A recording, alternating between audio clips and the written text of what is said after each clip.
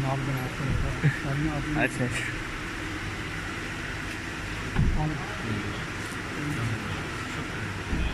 जी ठीक